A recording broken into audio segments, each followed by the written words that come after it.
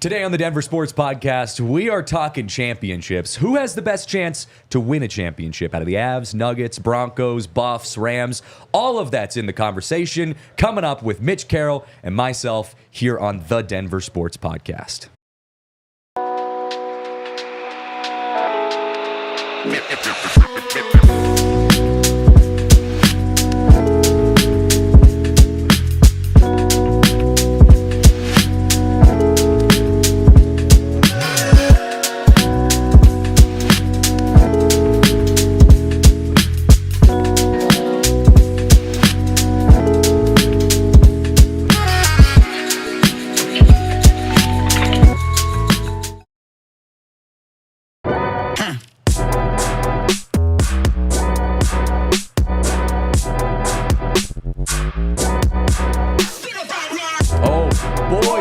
Show for you guys today. Welcome into the Toyota Lounge, live here at the DNVR bar. I am Christian Saez. That is Mitch Carroll. Super producer Kale behind the camera. We are rocking here on this Tuesday morning. Got a huge show for you guys, and we already have some feedback coming in, in the Toyota chat as we're having a conversation today about who has the best chance to win a championship out of all the major teams playing right now. And I got to give some context before we dive into this.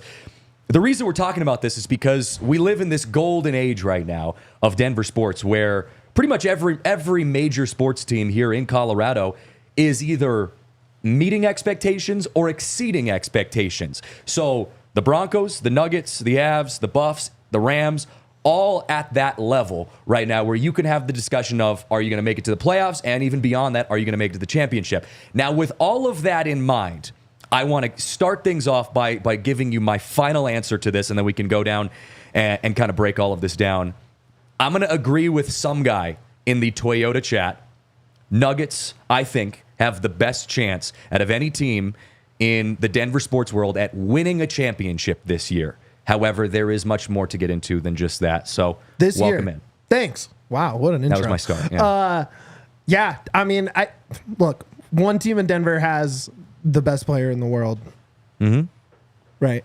Well, I could even make the argument that the Avs have the best player. You could make an argument, but there's more arguments against in hockey than there is in basketball. Jokic by far clears everything. Yeah.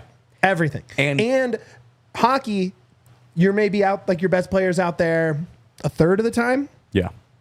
Right? Yeah. Now, granted, having the best player, like they can still make a massive impact. But basketball, Jokic is averaging 38 of the 48 minutes in a basketball game. It's Jokic, you have Jokic. Yeah, I mean, it's simple as. I can't disagree with you at all. Kelly Mossman also says DU Pioneers. That's another one. We didn't even consider that. You're right. DU also. Go shout Pios, out baby. A couple national championship banners that they're hanging up there. Can I ask a semantic question? Absolutely. When we're talking about the Buffs, are we talking about a Big 12 championship or a national championship? That's a great semantics question. Because if that's the answer is Big 12, I actually think it's the Buffs. Yeah. Because I think they're going to win the Big 12. Yeah, I agree. And I think that is the easiest route to the college football playoffs for the Buffs as well. However, I will, just to keep it the same across all of the sports, I'm going to give it a national championship, a world championship view in all of this. But I agree with you. And we are going to talk a little Buffs as this show goes on. But look, the Avs have, I wanted to ask you this as well. Of course. Do the Avs and Nuggets, if you're comparing the two teams right here, who has the better cohesive unit as a team? Oh, that's a good question. The Avs or the Nuggets? Because we know that Nikola Jokic is arguably the best player in the world out of any sport here that we have in Denver. But is there a better unit between the Avs and the Nuggets that you see? Well, yeah, I mean, the Nuggets, the core four is again, and I think, that the Avs have had their big pieces together for a long time as well. It's not that they haven't, when you have Mikko and Kale and McKinnon together, right? But the core four play a ton of minutes together, have played a ton of minutes together. And when they play together, they're the best four that, like in terms of rate, like they're an unstoppable force together. So, and then when we have within that core four, you have Jokic Jamal 2-man game, which, for as much guff as Jamal has been getting this year, deserved or otherwise.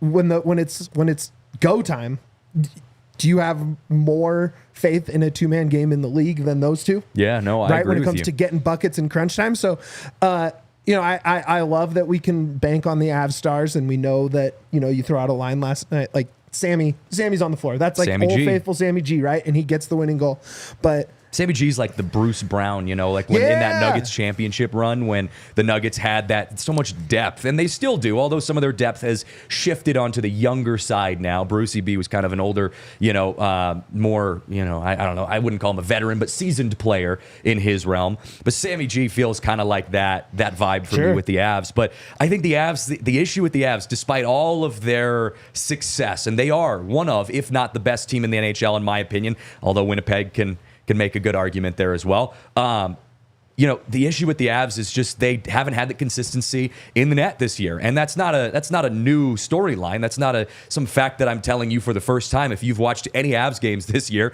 you know that that's the biggest question mark, and that's where I think a lot of even the Avs fans in the chat right here agree that yes, the Avs are going to have a run in the playoffs, and God, we hope that they can clean some things up, get some guys healthy again, get Nichushkin back, maybe get Landeskog back, maybe make a move at the trade deadline, get someone in net that you feel more confident in and can get you to a Stanley Cup. But from a clear favorite to win a championship this year, the Nuggets do feel like the more cohesive unit and a better chance at winning that championship. Can I even say this? To me, it's not about the cohesion. It's not about having the core four. It's the fact that the best player in the league is playing the best we've ever seen him play. Yeah, God, can you imagine? I mean, I just I'm sure Kale's been talking about it nonstop on the Nuggets pod, but he's putting up Wilt stat lines every single night. He's statistically better than, even the season where Wilt averaged like a 40-point triple-double.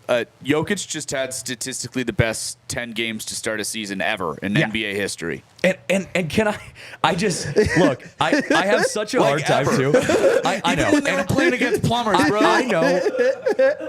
I know That's that, so sick. that we look, I know we look at this through Denver Nuggets colored glasses, right? Yeah. But at the same time, when I go and watch ESPN, and I shouldn't do this anymore, this is like, it's bad for my health. Yeah, don't do that to yourself. And I see them put the like, just listen to us. Yeah, no, I know. But I'll see like ESPN's rankings of MVP candidates this year, and Jokic is like bumped up to third, and I'm just like, what are we doing? Like, well, I get that this is the same freaking conversation every single year for the Nuggets and Jokic, and we live in Cowtown, Denver, but like. Is he never going to get the recognition that he deserves till he retires? He's won 3 of 4 MVPs, so he has gotten the recognition. He has, but he should be a runaway this year. The hard part is it's voter fatigue, and like they just don't want to give it to a guy who's won 3 of the last 4. Yeah, but unless he continues to have the greatest season we've ever seen. Yeah, so that's what I will say. There is a statistical threshold that he can hit where MVP he voters, will win it. MVP voters are ball knowers, for the most part. Like when Embiid won, he averaged 35 a game. Like, it's not like he had a bad season. No, you know what I'm saying? Like, so it's like they do know ball. And he is out of control. Jokic is averaging a 31-point triple-double right now. Like say that again. Say it again. Say it again. 31-point triple-double. Hell yeah, dude. If he does that for a whole season, they will have no choice. Like there will be no one statistically or win-wise. If he does that, the Nuggets will be a top 3 seed, and they won't be able to keep it from him. There's no other options. Yeah, no, I agree. And Embiid, if you're looking at Embiid being a factor in the MVP voting, like he's been a non-factor because he can't play. Has he even played a game yet? No, and you have to play 60. Is it 66 games now? He's not going to hit the threshold of games played to win the MVP. Exactly. So you're looking at you're looking at least from Jokic's standpoint a clearer path to the MVP. But look, I want to make a claim for the Avs here because I said off the top that the Nuggets, I believe, have the best chance to win a championship out of any of the Denver sports teams. However, I do think the Avs have the second best chance out of any of the teams to win a championship in their league, because I think we haven't seen the full picture of what the Avs can show to us. And now, yes, the first handful of games that we saw for the Avs were a struggle. We all were kind of holding our breath like, oh, okay, this is not the start that we wanted. Since the turnaround, the Avs have looked like one of the best hockey teams in the NHL. They have been able to control the net enough to allow their offense to win you games. Cale Makar, McKinnon, Sammy G has played well. Lekkonen's back in the lineup. Nichushkin's coming back, Friday? Is it Friday that Nichushkin's back in the lineup? I think it's Friday. It's Friday night, yeah. In our takeover game that we're going to be at. And that's not including the fact that Landeskog, is still kind of up in the air right now. Drouin is a matter of time. So this is an Avs team that was starting already with their backs against the wall and has still shown that they are a fighting, scrappy NHL team that very much could be in the running for a Stanley Cup this year, no doubt about it. And so I just want to make sure that I put that out there that, look, yes, the Nuggets are, I believe, the best team overall in Denver, but the Avs are not to be slept on here this season. Right, and they're on, you get Nuke back. That's going to be huge. Lecky came back last night. Or was it 2 games ago? A couple games ago. I was there, because I was at that game when he came back. Had a goal in his first game back. So you take out those two guys, both top. I don't know the league well enough to put them in a tier, but sure, they're top 4 right now in their division. They are good players. Adding Nuke and Lecky, you're adding high quality NHL guys. You know what I'm saying? Yep. And so you're only going to get better. And if you're finding a groove right now, why not add Nuke and why not add Lecky? Well, and they're winning. They're winning games that are just absurd games. They're coming back. They're down 2-0, and they come back and score 4 goals unanswered in 10 minutes is what I saw, something like that. Last night, Sammy G comes out and gets the steal, basically the scoop and score to win the game. They're winning games like this that are just building momentum as a program, as a franchise. And this is, I think, what Avs fans were missing in those first few games. Is it's okay, not only are you losing, but you're losing really deflating games. Yeah. Now you're winning these games that are building, wind in your sails. You're rolling right now. Do you know what else Avs fans were missing? I don't. New merch. Yeah, I was. There you go. I was waiting for the Forever merch guy. Forever merch. Got merch on the show. Good stick, Lecky, man. Oh, it's such a good one. We've been begging for a Lecky shirt for 2 seasons now. He's back. He scored. He scored in his first game back. He scored. Yeah, it's so good for the Avs to have him back. You do get a free shirt if you become a diehard, or it's on sale at DNVRlocker.com. If you already got your free shirt, you get a discount. So check that out. Yeah, I agree. Interesting point by the Fat Brown Kid down there in the comments, because what a name. A fully healthy Avs team, Landy included, we're reining it in. A real cup contender, even with Georgiev in the net. Appreciate the comment there, buddy. But I agree with you, because the conversation that we've been having here is, what do we do with the net? And, we were talking about it before this show got started about, all right, are we, are the Avs in a position to make a trade, before the trade deadline, all of that kind of stuff. But I do think if you are a complete package, healthy as a team, Landy's back playing his type of hockey, I don't want to say it doesn't matter who you have in the net, because hockey is too complex of a sport just to make that comment. However, I just feel like the Avs are so deep as a team, their rotations are so deep that it gives you a little more leeway. And you had said it as well before the show. Even if you have a competent goaltender, just not even an incredible goaltender, just a competent goaltender, that's all you need. Yeah, and hockey, love hockey, but it's so dumb in the fact that you can have a bad goaltender all year and he has a good month and you're in the cup finals. Yeah, you know what I mean? It wouldn't be insane to me if you told me Georgie was the hottest keeper in the playoffs, just because that's how it works. I mean, I will go on record. I don't think Georgie's going to be the goaltender come playoffs. Well, that's true too. But you know what I'm saying? But to your point, the other year, Darcy was fine. He was just fine. Right. And they blew through the playoffs because Right. of how good their offense was that year. Yeah. Dude, It doesn't shout take out much, man. Darcy, dude. I know. The Kemperer. That was my favorite Av shirt we ever did, by the way. That is a good one. That is a really good one. Man. I also was going back on through memory lane. I was at that Lehkonen game where he came back against the Kraken, got a nice win there. But I had forgotten that Grubauer was playing out in Seattle. And, and I was going to say, and I'm like, but look, Grubauer was great when he was here for what it was worth. But I think the Avs, sidestepped a pretty good goalie in that regard. So we're going to take a break, though. After the break, I do want to talk a little Buffs, a little Broncos, a little football action, because we can't sleep on our football teams. We've got a couple of really good football teams, despite a really devastating loss over the weekend for the Broncos. So we're going to get into that in just a moment. But before we do, got to give a shout out to our friends over at Empire Today, because if you're looking to get your floors replaced this year, Empire Today has you covered. They have incredible service. They've got really good quality of their floors. They've got great speed when it comes to getting everything taken care of. They are top notch when it comes to getting your floor replaced. So especially with this new year coming up here soon, it's almost winter. It feels like it's winter out there, and it's time to get a new floor. Empire Today, they've got you covered. And look, they redid our floors here in the studio. They did a great job, incredible work here in the studio, especially for how much we damage things in here, just throwing sets around and all that kind of stuff. But Empire Today, they really are one of the best in the business. My favorite feature that Empire Today has, they got a virtual floor designer, which you can take a picture of your living space, and you get to see what that new floor is going to look like before you install it. So all of that stuff is why Empire Today is truly the best at what they do. So schedule a free in-home estimate today. All listeners can receive a $350 off discount when you use promo code DNVR. Restrictions apply. See EmpireToday.com for /DNVR. EmpireToday.com/DNVR for details.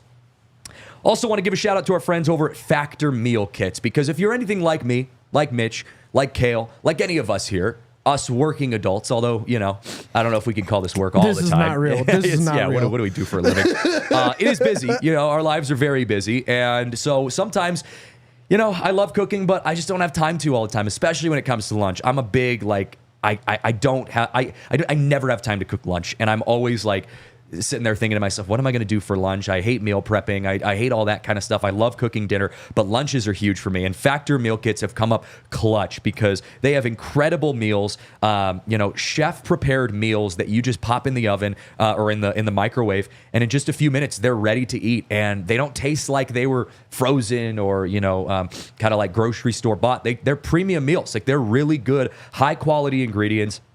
So many different choices, and they really make it more easy and affordable to tackle your meals throughout the day. So if you're anything like us, busy people like us, be sure to check out Factor Meal Kits. They definitely help you get the most out of your day and still enjoy eating. So head to factormeals.com/DNVR50 and use promo code DNVR50 to get 50% off your first box plus 20% off your next month. That's code DNVR50 at factormeals.com/DNVR50 to get 50% off plus 20% off your next month. All right, back here on the Denver Sports Podcast.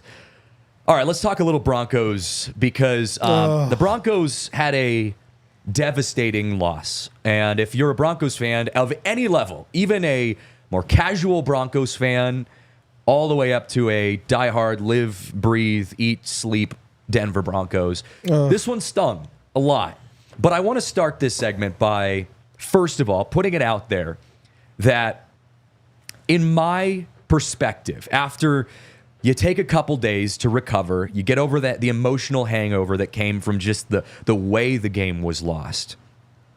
At a level-headedness kind of reaction to this, it feels really good to feel the pain that we're feeling in this way, because of the type of pain that we get to feel right now, in the sense that the Broncos lost a really tough game, yes.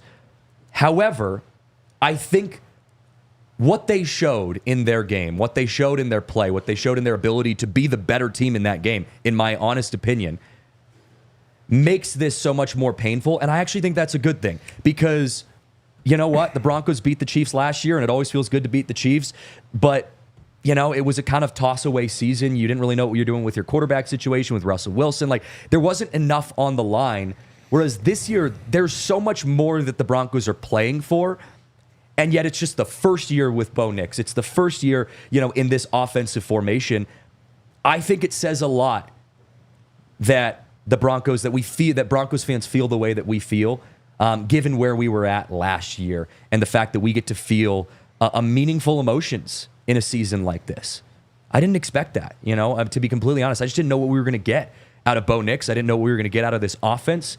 I didn't know what we were going to get out of Sean Payton and this combination between him and Bo Nix. So for them to be able to be in a position this year where they're playing meaningful games, a legitimate chance to make the college or the NFL playoffs this year. I would like our chances in the college football playoffs, to be fair. Yeah, I would too. But our chances to make an NFL playoffs, I feel like there is a silver lining to that. Nope. Hard disagree. I know you're a non-silver linings guy. Me and Kale were talking about this when we came into the office yesterday. There's nothing I hate more than losing to the Chiefs. Absolutely. I agree.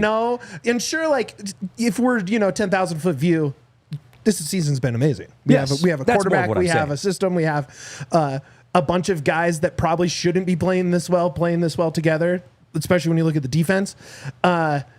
But that game was just an absolute kick in the nuts. Oh, it was. It was. I don't want to pretend that it's all sunshine and daisies. I was so not at mad. all. I went for me and the wife walked the dog after that game, and I was like, I don't want to talk. Yeah. I'm not in the talking mood. There's no making me feel better about this. And the only thing I said every 5 minutes was just unbelievable.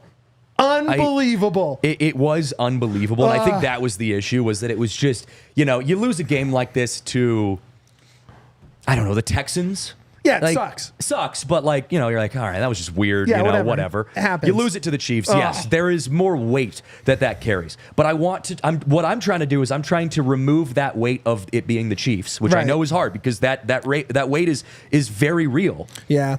But if you look at it from, you take the Chiefs element away from it, you take the Patrick Mahomes, Taylor Swift, all that bull crap out of this. Yeah.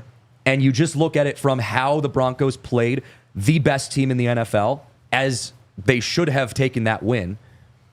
I feel good about that. Eric, don't feel good about the loss. Just I feel good about that. D-line, DNVR Nuggets, DNVR vibes captain. He kind of said it best. The Chiefs did not think about the Broncos for the last 8 years. Sure. Right? We were merely a fly to swat away during their season. And Sunday, this is now a real rival. This is back. This is two-sided now. This is not just Chiefs plowing through.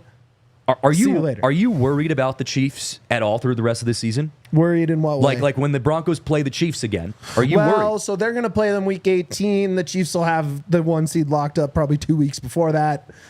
That aside, let's say the Broncos played the Chiefs in 2 weeks. Are you worried? No, I'm not anymore either. And I think that's why I'm looking at it from a positive standpoint. Fair enough. Again, Fair enough. I had the same reaction you did.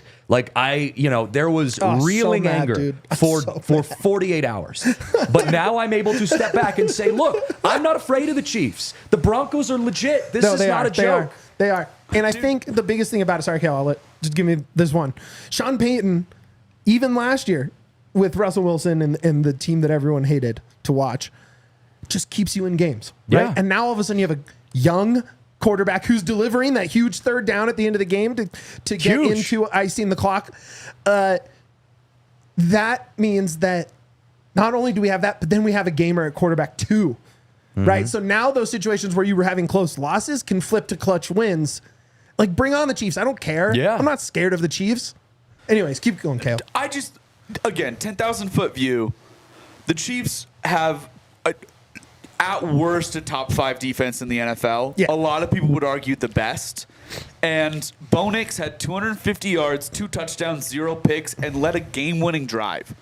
What should have been a game-winning drive. Absolutely. And he made play after play after play on that drive. And man, how long have we been saying, if we could just have a guy? The Broncos have a guy for the next decade, and, we can just say that, and it's awesome. Can I follow up to that? Because I think there was a lot of fear and anxiety coming into this year. Obviously, you have a rookie quarterback. You just, lofted your huge paycheck quarterback out to Pittsburgh in Russell Wilson. And I don't know if you guys have seen what Russell Wilson's doing in Pittsburgh. He's not changing the world, but he's playing really well in Pittsburgh.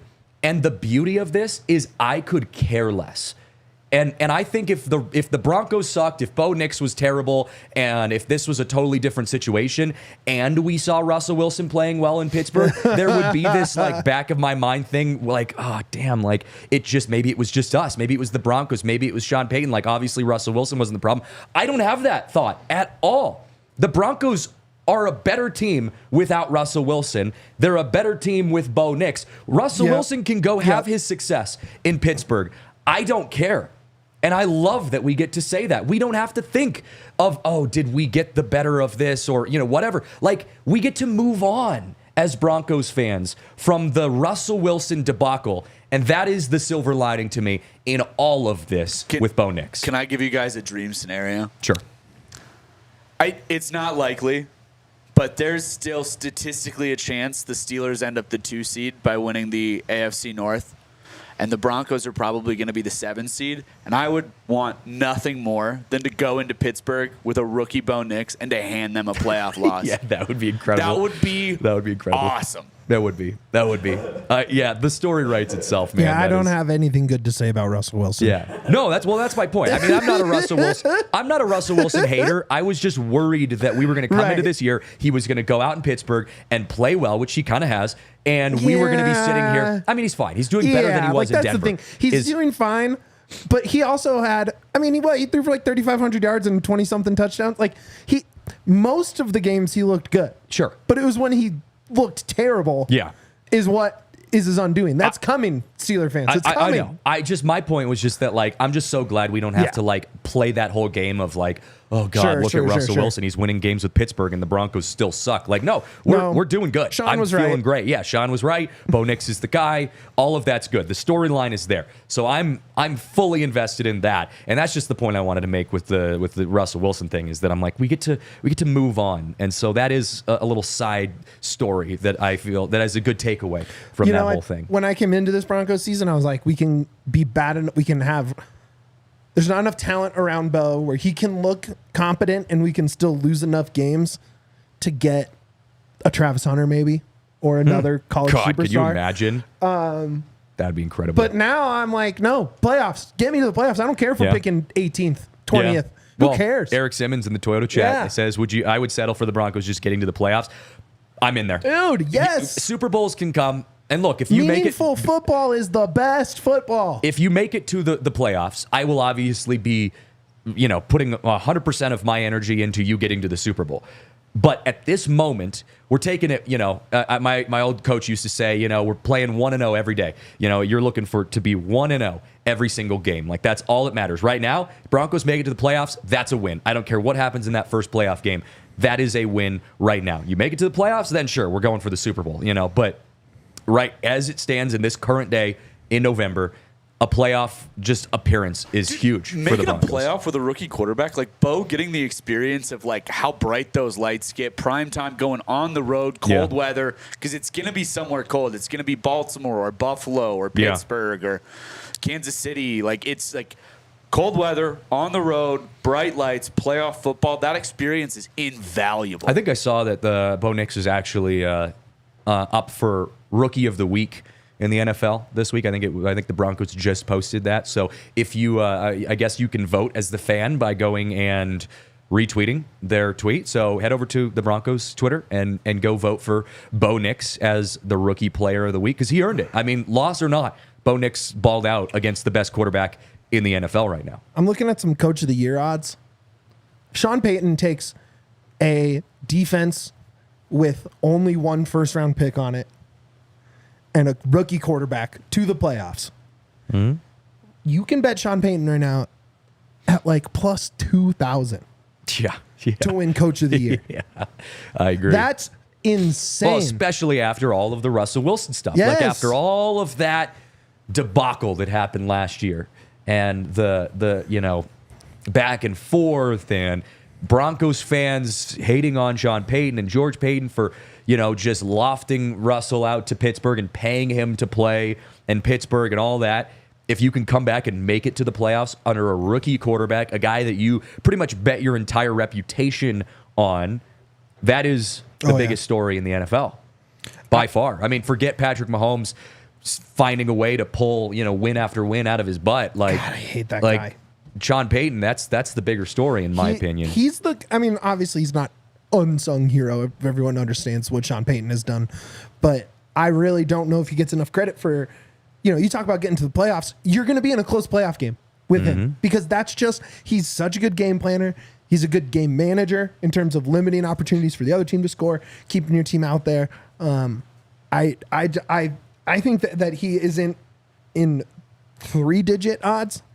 The fact that you get him at basically 20-1 to win Coach of the Year is pretty crazy to me. Yeah. So Broncos, I can't put them up there saying that they're going to win the Super Bowl this year. However, they are exceeding expectations by every single metric that you can look at right now. So shout out to the Broncos. We're going to take a break. After the break, I want to talk a little Buffs because Stephen A made some interesting comments yesterday that I got to get into. Okay. And also, we got to talk about the Buffs' chances to win a Big 12. Go beyond that. What are our thoughts on that? So we're going to get into that in just a moment. But before we do, got to talk a little bit about some of the events coming up here soon because, Mitch, I know you work the events team. Oh, yeah. We got some big events coming up. First and foremost, this Friday, there is a huge Avs takeover that I believe is sold out. The game tickets are sold out. However, if you still want to be a part of the takeover through the bus, you can still get tickets to go take the bus, get a little party bus going out over to Ball Arena, to watch that game. Hey Duke's going to be hanging out. It's Milan Hayduke. It's going to be incredible. Don't bury the lead here, Christian. You get the bus ticket. You're hanging out here before the game with Milan Hayduke. Then you're hanging out here after the game with Milan Hayduke. It's as good as it gets. A Hall of Famer. A Hall of Famer is going to be in the bar. My favorite hockey player ever, probably. Yeah. Or close to it. It is pretty wild. It's insane. It is pretty wild. So, yeah, definitely there's still bus tickets. Get a bus ticket if you're going to the game because it's going to be so fun. Yep. You can scan the QR code on your screen or go to the DNVR.com/events. Nuke is coming back on Friday. Yep. Double whammy, bro. Double whammy. Also, Buffs and Broncos tailgates this weekend, doubling up. There's bus from the bar to the Buffs tailgate because it's first thing in the morning. We're going to have breakfast burritos, mimosas, bloodies, coffee, all that fun stuff. And then our Broncos tailgate, now that we've added the Broncos live show to it, is second to none. Come hang out with Todd Davis and Noshawn and Jarrell. They're always signing autographs, saying what's up to people, hanging out. Yeah, it and looks we like also have a ton of food. We have a ton of drinks. Our pregame show will be live at the tailgate with Todd Davis and Noshawn and Jarrell. You will be able to listen there. Yeah, what a lineup. Be on the pregame show with your signs. I mean, we're college game day in this shit, guys. It is so cool. It's my favorite thing we do, and it's probably the most work of anything we do by a pretty comfortable margin. Sure, but it pays off. That tailgate, it pays off because it's a good time. It's unmatched. It's the coolest tailgate in town. Yeah, definitely go. So check out our events coming up at thednvr.com/events. Also got to give a shout out to our friends over at Bet365 because at Bet365 we don't do ordinary, and boy, do we have some good bets coming up. College basketball is back in action, and I know you've got your Kentucky boys out there playing tonight. The Champions Cup is tonight. My Gonzaga Bulldogs held on against ASU, but I am a huge fan at betting on a college basketball. It's one of my favorite sports to bet on, so I am all in on some of these upcoming Cats bets. are getting 5.5 against Duke tonight. Oh yeah. Oh my gosh. Give me. Really? I'll take 5.5. I'll take 5 points. Yeah, that feels like a steal. Absolutely. It feels like March already, and in some of these early college basketball games. So yeah, you got to if you're getting into sports betting, whether it is with college hoops, NFL, NBA, hockey, whatever you're into, Bet365, they have you covered. If you use promo code DNVR365 when you sign up, you can choose between either a bet and get offer by placing a bet of $5 or more and getting $150 in bonus bets, or a first bet safety net offer by placing a bet of up to $1,000. And if your qualifying bet loses, you received a match refund in bonus bets. Whatever the sport, whatever the moment, it's never ordinary at Bet365. Must be 21 or older and physically located in Colorado. Please gamble responsibly. If you or someone you know has a gambling problem and wants help, call or text 1-800-GAMBLER. All right. Back here on the Denver Sports Podcast, Christian Saez, Mitch Carroll, Kale in the booth. Little interesting comments made by Stephen A. Smith. No surprises there. But I don't know if you guys saw this. Stephen A. Smith was on First Take the other day. I think it was actually yesterday. Wait, are you talking about when he said he would run for president? No. Different hot take of his. He was talking about Coach Prime, who to my understanding, is a good friend of his, or at least they're on good terms. And he was talking about the Cowboys and saying how the Cowboys should tank the rest of their season to get Shedeur as the first pick and in turn hire Dion as the head coach. And can I just say, like, how many times do we have to do this? Like, sure, Dion may shock the world.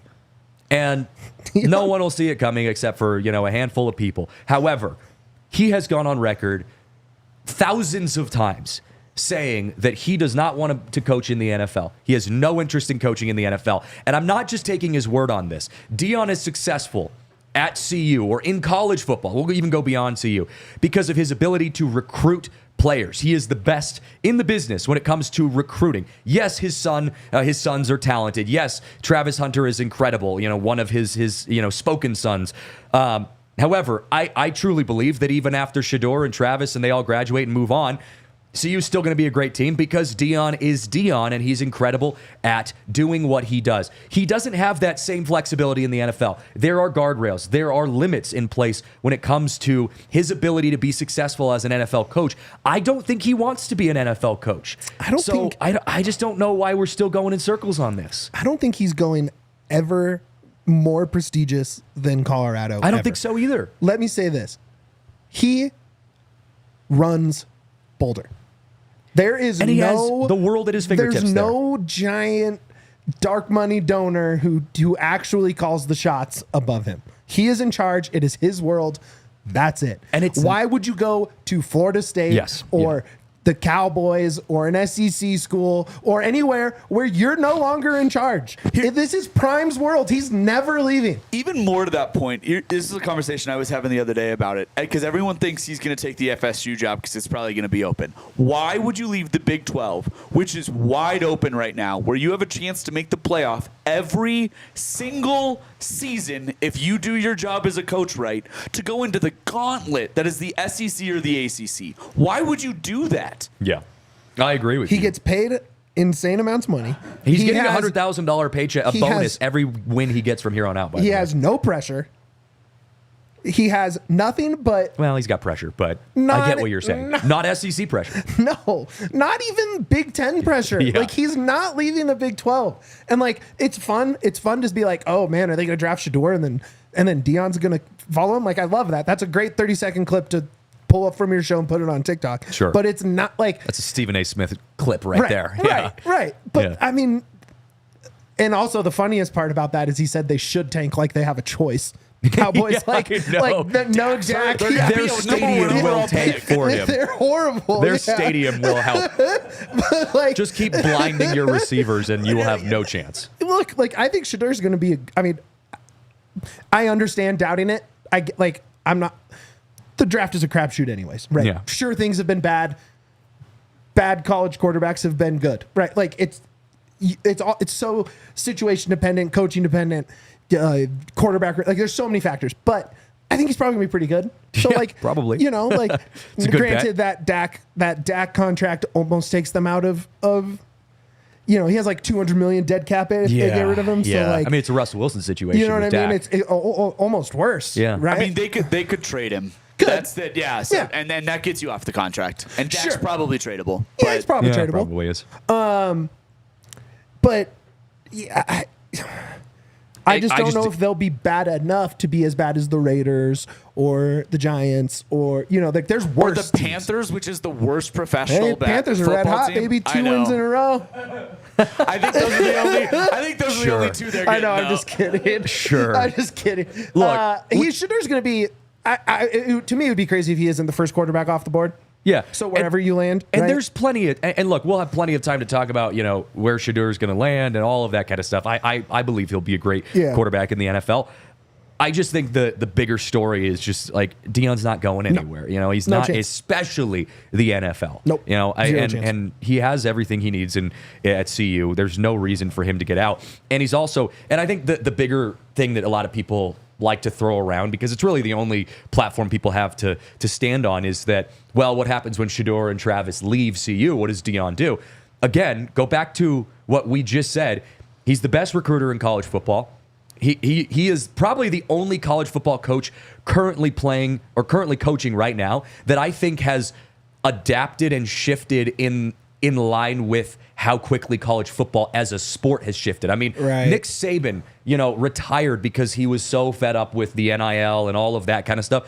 That's Deion's world. Like, love it or hate it, that's the world he lives in. He lives and breathes that world. CU is going to just continue getting better, in my opinion, even after Travis Hunter and Shedeur leave, because they're proving time and time again, year after year, in his first 2 years as head coach of Colorado, that they are exceeding expectations. And so why would they stop? Like, why would they stop next year just because they don't have Shedeur and Travis? Yeah, obviously two incredible players. One of them, I think, will win the Heisman. That doesn't change the fact that Deion is Deion.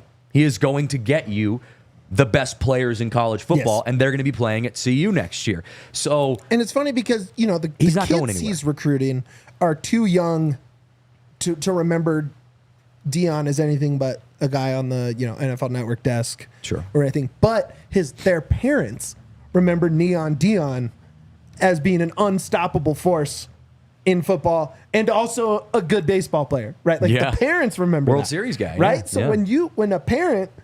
when Deion walks into the house for a visit to talk to the parents, they're in already.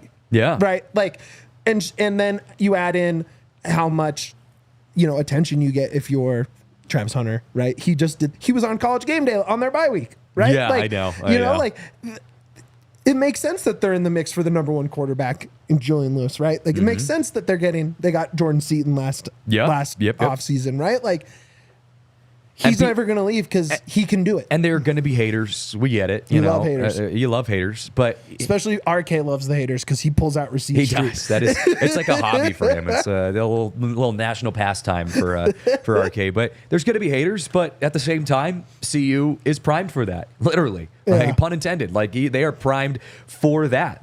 I think it drives them. And so when you go play in places like Texas Tech, where people are throwing stuff onto the field, and also, can I just say, what's with college football, people throwing things on the field this year? Like, why has that become a legit thing this year?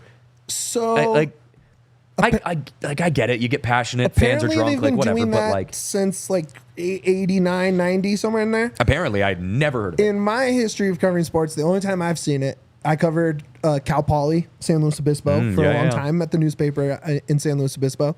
Beautiful place out there. And they have the biggest rivalry game that they play in any sport is Cal Poly versus Santa Barbara soccer. Okay. It is a Big West soccer game. Doesn't seem to be a huge deal, but it's like 7 of the top 10 highest attended games of NCAA soccer history are this rivalry. And one of the things that Santa Barbara does in those games is huck tortillas the entire time. Interesting. And it's the only other time I've seen it in any sport, in any game, at any level. Yeah. Is Texas Tech CU, where they're still throwing it into the fourth quarter, and this Cal Poly Santa Barbara soccer game. It just, like, there's just a limit. Like, hat tricks, for example. Perfect example. Like, McCarr scores a hat trick, and everyone's chucking hats onto the ice. All right, you sweep up all the hats, you take them off, and you get started with the game. You keep going. Have you ever thrown a hat? Continuous. No, I have not, dude. I care way too much about. Caleb, my have you hats. thrown a hat? Bro, I'm a hat guy. No. Yeah, that's any hat person is like. We're hat people. Yeah. I care too much about Have you? this shit. No, No, but I've yeah. also never been close enough to the ice to be in danger of throwing it. I was at McCarr's hat trick game last year, and granted, I was really high up. Yeah. But No, I didn't even Sorry think about to derail. it. I just think that's really cool. I've never been able to do it. I would do it. You would? Oh, Yeah. If you ask my wife, if you ask Marissa, I have a weirdly shaped head when it comes to hats. Like it's Okay. kind of like I'm in between sizes, so I take like an hour and a half at like a hat shop trying on finding the perfect accidental fit for a hat. So I just care too much about my hats. But anyways, yeah, I don't know. College football just feels like that whole throwing things onto the field thing has just like picked up this year across all the different, there's some teams. soccer teams that do like a stuffed animal drive. And so the first minute of the game, all the fans throw like teddy bears and stuff onto the field, which is cool. But again, that's just picked up and you move on. Yeah. It's not getting hit by a tortilla while you're lined up at corner against a wide receiver on a third down, and you get tagged with a tortilla shell. Yeah, well, it's like I also think it's like the Silent Night, the Silent Night basketball game. I don't remember where everyone's quiet until they hit the first shot. Yeah, that D3 school. Oh my God, it's so much fun. Anyways, we're derailing here. To wrap up this segment, it is. We'll continue derailing in just a moment. To wrap up this segment though on CU before we hit our last break, I do think CU will get to the Big 12 championship. And I believe that they will win the Big 12 championship. And I think that's going to be the way that they get into the college football playoff. So just had to throw that out there. Going to take a break, though. They might get a bye. They might. If they win the Big 12. Hey, it's going to be a wild college football playoff this year. So I'm going to take a break. After the break, I want to share a little story with you guys and get your take on whether or not you think this is worth it or not. So we're going to pause, come back here in just a second. All right, back here on the Denver Sports Podcast. There was a story that came out just a couple days ago, and I wanted to get your take on this because we've had the privilege of having a couple championship parades over the last few years here in Denver. But I don't know if you saw that there was a Dodgers fan who posted on I believe it was Reddit that they got fired from their job because they attended the World Series parade for the Dodgers. So I just had to ask you. Because I kind of like dove a little deep into this, looking at, like, okay, what type of job did they have? Like, is it worth it to you to, like get fired? Like, would I want to get, what level of job would I have to say that I'm going to be willing to get fired from my job for going to a championship parade, a one-off championship parade? So I wanted to ask you, do you think that's worth it? Getting fired from your job to if the Nuggets or the Broncos or whoever were to win a championship, is that worth it to you? That's tough. I think it's situational dependent. And is it the first? It's so situational is it the dependent. First title? Right, like I would have gotten fired to go to the Nuggets parade. Yeah, right, because that's over 50 years of existing it also, without reaching the top. Right, like you have lived through dark times. You lived through times where you were good but not good enough. Right, you've seen the Jokic rise, and then it finally hits. And everyone hated, the Nuggets. And if your boss says, sorry, you can't go celebrate that, I would be out. Right? Yeah. Like, that's fine. Fire me. It also depends on the job, too. Like, yes. Like if you work a retail job where like you're working at Target, maybe it's 40 hours a week. Target. Like, that's fine. Exactly. Like, you just... Because I guess this Dodgers person, I read the note that the manager wrote in their their write-up slip, and it was just they left the store unattended, and so they had to close early. And I'm just like, it's the Dodgers World Series parade. I hate the Dodgers. We all probably hate the Dodgers, but if the Rockies win a World Series, first World Series in Rockies history, and I work at Starbucks, Safeway, Safeway, peace out. Yeah. I'm there. Yes. I'm 100% there.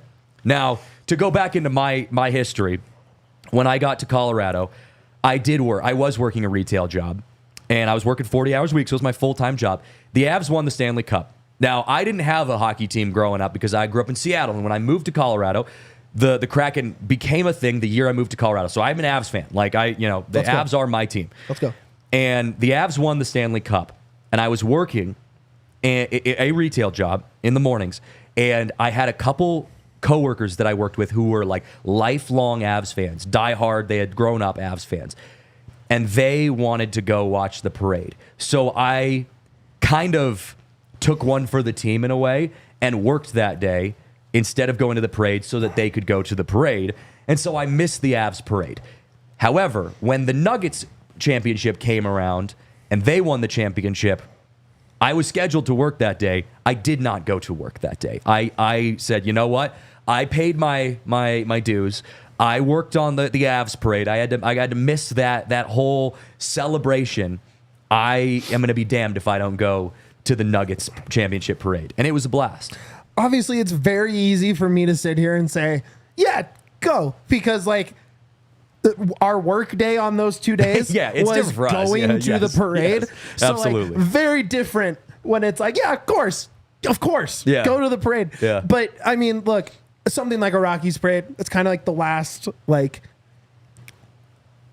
that's the last one in Colorado where it's like, I have to be at that. Yeah. Right? Because not only would it be winning the first title, it's a top 3 tortured fan base in baseball. Absolutely. That Hank and I were talking about You know that what I mean? yesterday on the Rockies pod, where we were just saying, like, the Rockies win it, like it might be the last time they win it in years. You know, I mean, I'm still convinced they won't win the division in my lifetime. Like, oh, I God. actually like not in Shohei Ohtani's right, like no, I really existence. think My God. I think the I will die without a NL West title. So okay? I'll ask you this, and this is purely subjective. But, Sure. What's bigger, Broncos Super Bowl championship if they were to win a Super Bowl? Let's say next year, Sure. Broncos win a Super Bowl championship or Rockies win a Super Bowl or a World Series championship. What's bigger to you? To me personally, To you, would be yeah. Broncos, Okay. but I think more meaningful is Rockies. Like, Okay. like in general, Yeah. getting Broncos that have first won. one. Yeah. Broncos. Outside of the last 8 years, are a S tier franchise across sports. Yeah, I'm also You know what I mean? so biased because I obviously cover the Rockies. Baseball is my sport, but the Rockies winning a World Series, Yes. I do feel like the city of Denver, the state of Colorado, is asleep with just millions of Rockies fans that just have kind of checked out because I don't blame them, like because the Rockies have sucked and they haven't given us a reason to really want to invest in the team. But if the Rockies become good and get to a point where they can win a World Series, my God, this city is going to shut down. Like if the Rockies made it to the World Series, it would be a miracle, first of all. But it would be the biggest event, despite the Avs, Nuggets, and Broncos all playing in October. It would be the biggest thing that was happening in the city of Denver. I just want you both to picture the messiness of Lodo on opening day. Of what? Just the messiness of the neighborhood of Lodo on yeah. opening day for the Rockies. It's disgusting. disaster. I hate it's a it. disaster. It would be that times 50. Yeah. It honestly sounds horrible. I would watch from home. It sounds so Can't fun, lie. dude. As I a would non-drinker, live at the bar. I'm a non-drinker. I didn't like being around drunk people when I was a drinker. Sure, that's a very different perspective that you come from that perspective. As a fan, though, oh my God, that would be it would be so S much tier fun. vibes, dude. I would start partying the night before and not stop until 2 days after. It would be like my own personal Stanley Cup celebration. I wish that I didn't let their terrible owners get to me as much as I did, because now it means less to me than it could have. But I think You know what Rockies I mean? fans feel that. Actually. Like I think Rockies fans feel that kind of frustration of, like, God, we've just there's just nothing there to cheer for. Well, they're never going to pay for a team that is a World Series contender going into a season, right? It's going to take a Moneyball. Yeah, it is. I was gonna Which, say, even though you're gonna need to Moneyball be- had, the Cy Young winner, so it wasn't actually a Moneyball No, you're gonna team, need to but be like a scrappy Royals It's or going a to take one of those scrappy- miracle yeah. runs, and we already got that miracle run, and it ended before the World Series, right? Yeah. It would. You know what? I would be so caught up in it because it would take a miracle. Yeah, no, I think it Right. would. Well, you're in the toughest division in the history of baseball. I will die on that hill. And the NL West is unbelievable. Like for the Rockies to win a World Series, even to get to the playoffs, you'd have to be the Mets this year. You'd have to go through the wild card. You'd have to go through the toughest teams. Ooh. Like it would be the hardest road to get to the World Series. So it would be a literal miracle. To not, I'm in. We were talking earlier about We need our grimace. about the Broncos. Like if the Broncos made it to a playoff game, like that's a win. If the Rockies made it to a wild card next year, or even in the next 2 years, that's a win. Like I don't care what happens in that wild card game. I am 100% happy with what happened. If We they need can our get to a wild grimace. We need our Rizzler. card. Oh my God, do we Need- though? Do we need the Rizzler? It's not the Rizzler. We need whatever our version of that is. We need our version of grimace. We need the Coors Field Cat to step it up a bit. Oh man, that's a great call. Yeah, they're just the Mets. God, that's a great call because like they were below 500 in what, June? Yeah, Maybe yes. May. Yeah. I again, this is not my forte on this pod would be baseball, but man, right. it would be fun. It would be fun. Look, I've already talked myself out and back in this conversation. Okay. A Right. Rockies World Series parade would be the coolest because of the futility and the hopelessness. And there'll never be a season where you think, unless you're delusional, which is fine. Sports is for that. Let your delusion out.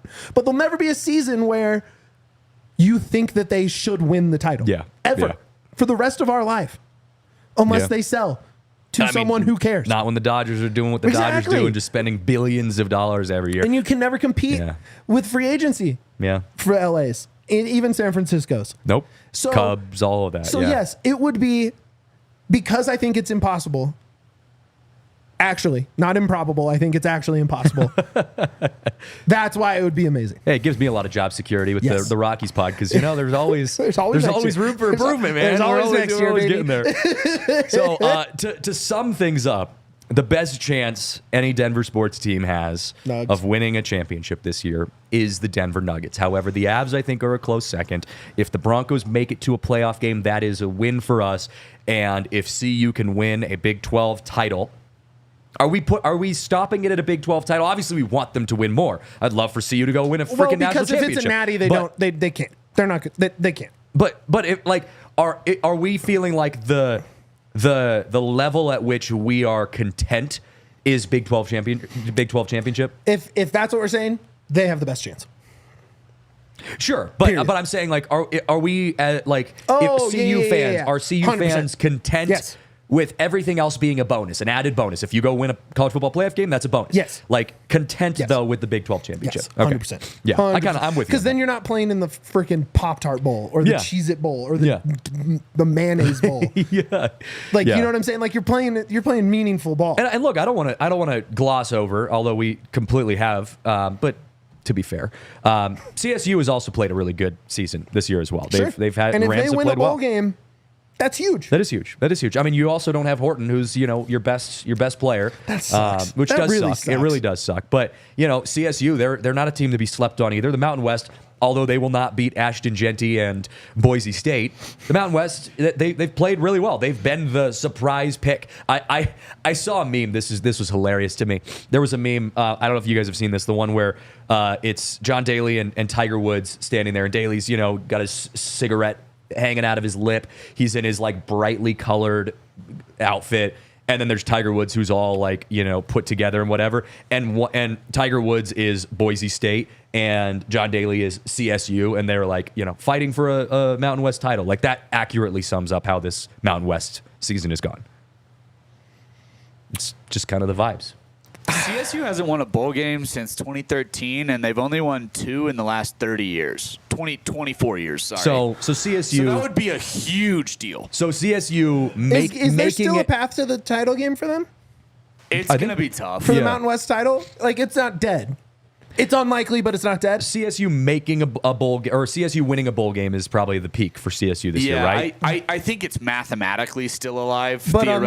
unlikely because you have such good teams ahead of them. it's I mean, like- they still have to play Boise, and one more loss probably takes them out Hey, of they're it. Boise killers, dude. It's like we were all there last year. We saw it. It's like in August when like the Rockies technically haven't been eliminated from the playoffs, but like you're like, all right, what do we, I mean, that's May for the Rockies. yeah, but yeah, exactly. It doesn't take long, man. But I mean, I think for CSU, the fans' level of content for this season is winning a bowl game because you haven't done it in forever, and you're just that's a step in the right direction. I need to apologize. They don't play Boise. Their last 3 games are Wyoming, Fresno State, and Utah. Those are all winnable. Those are all winnable games. Yeah. Fresno's good, but those are winnable games. Go Dogs.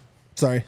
Yeah, no, I agree though. That's that'll be an interesting end of their year. So if they can get to the Mountain West title, that's a bonus. We're saying if they can get to the Mountain West title game, that's I think a bonus. win a bowl game, that's peak, yeah. Win a bowl game is like what is expectation for success. So if you to wrap up the show by going down the list, CSU expectation, and winning a bowl game, in a bowl game, winning a bowl game.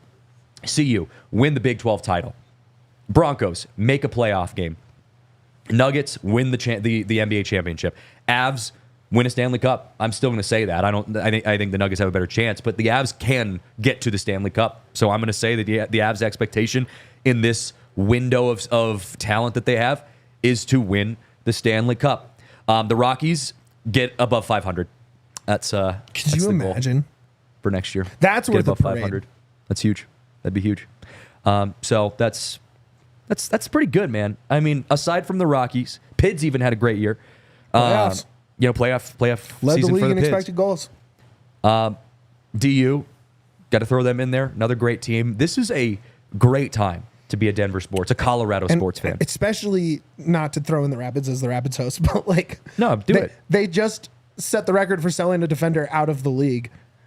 And they just had a great season. They have money to spend this offseason. Next year's going to be fun. They have Champions League soccer too. It's going to be a blast. I mean, we've got a chance that the Rockies are the only team we cover on a full-time basis to not make the postseason this year. I mean, I think every other team's going to do it, which, Damn it, Kale. that's pretty sick. That is Yeah. neat.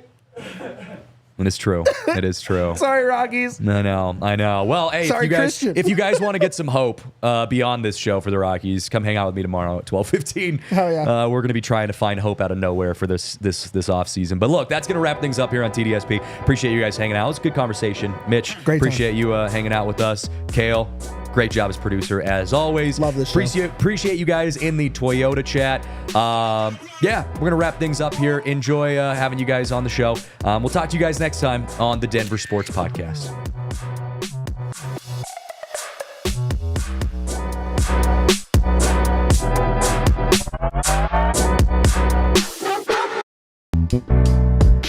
We all silly like the mayor.